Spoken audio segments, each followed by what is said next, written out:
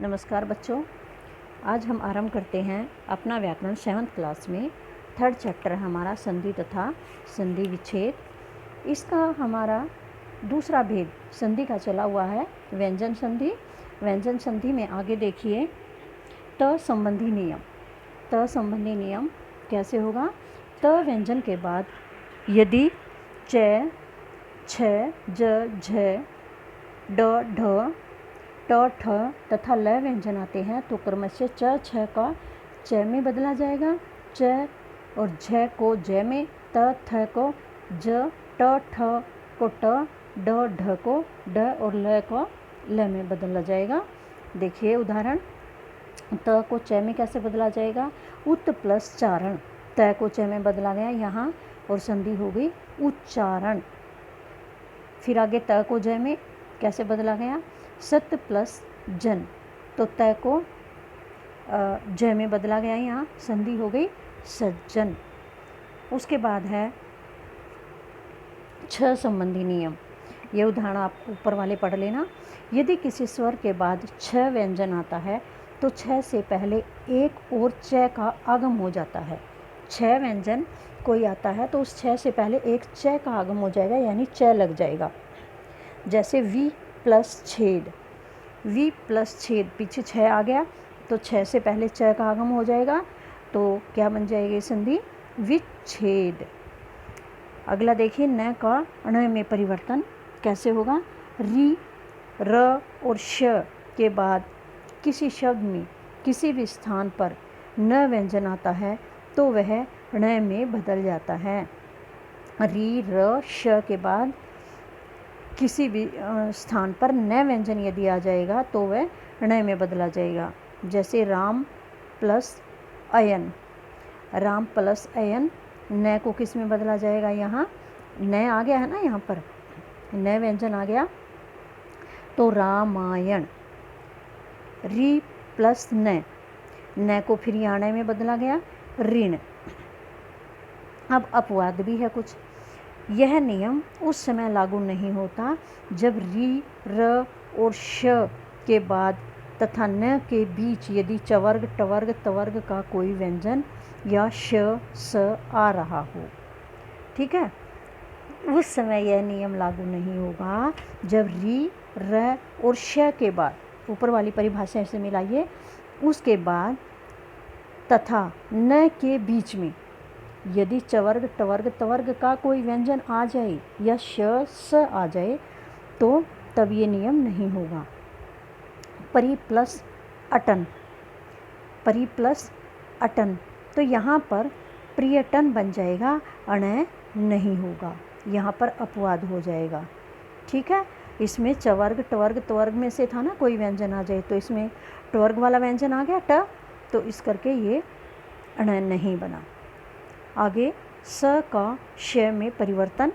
यदि स से पहले आ को छोड़कर कोई भी स्वर आ जाता है तो स का परिवर्तन श में हो जाता है। देखिए अभी प्लस शेख, सेक, अभी प्लस सेक, इसमें स से पहले आ को छोड़कर स्वर आना था ना, तो आ नहीं है, ई आ गया और स से पहले ई है, तो स का परिवर्तन किस में बन जाएगा? श में, अभिषेक। आगे है हमारा तीसरा उदाहरण विसर्ग संधि। विसर्ग संधि किसे कहते हैं? विसर्ग के बाद स्वर या व्यंजन ध्वनि आने के बाद जो परिवर्तन होता है उसे विसर्ग संधि कहते हैं। अर्थात विसर्ग के बाद स्वर या व्यंजन आने पर जो विकार सहित मेल होता है उसे विसर्ग संधि कहते हैं। जैसे नि प्लस धन, निर्धन, नि प्लस च, निश्चय। विसर्ग संधि के भी कुछ नियम हैं। देखिए पहला, विसर्ग का श, श, स में परिवर्तन। यदि विसर्ग के बाद च, छ व्यंजन हो तो विसर्ग का श में और ट, ठ व्यंजन हो तो श में तथा त, थ व्यंजन हो तो स में परिवर्तन हो जाता है। देखिए नि प्लस चिंत, नि विसर्ग है, विसर्ग के बाद चिंत में च आ गया ये है तो किस में बदला गया, श में। क्या बन जाएगा, निश्चिंत। नि प्लस ठुर, नि इसमें ये आ गया और उसके बाद ठ आ गया, ठ आ गया तो इस ठ को बदला जाएगा श में, तो निष्ठुर। आगे देखिए, विसर्ग में कोई परिवर्तन नहीं या आगामी व्यंजन में परिवर्तन। विसर्ग में परिवर्तन नहीं होगा, आगे आने वाले व्यंजन में ही परिवर्तन होगा।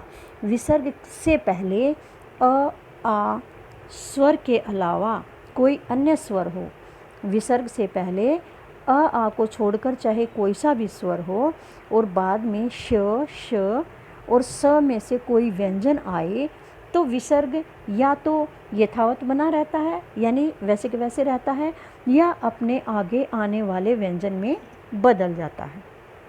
देखिए, नि प्लस संदेह, नि आ को छोड़कर आ गई ई और स्वर हैं, विसर्ग है, प्लस संदेह में स है, तो इसको किस में बदला जाएगा, या तो इसको यूं का यूं लिख सकते हैं विसर्ग लगा करके, या बाद वाले वर्ण में, बाद में स है तो इस विसर्ग को उसी स में बदला जाएगा, निस्संदेह। विसर्ग में कोई परिवर्तन नहीं।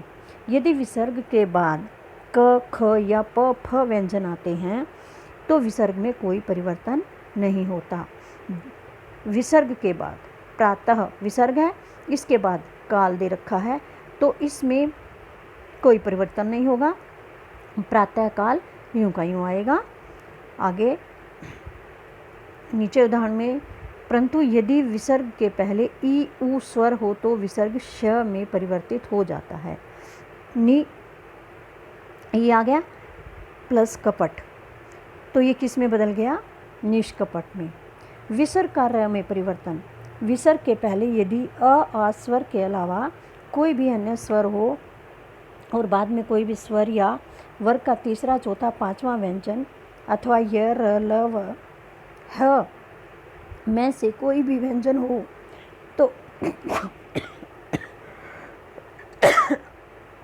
तो विसर्ग का परिवर्तन र में हो जाता है। जैसे दु प्लस उपयोग, दुरुपयोग। विसर्ग का लोप, विसर्ग का लोप कैसे होगा, नि प्लस रोग, निरोग। आगे आ के स्थान पर उ, मन है प्लस अनुकूल, मनोनुकूल। आगे दोहरा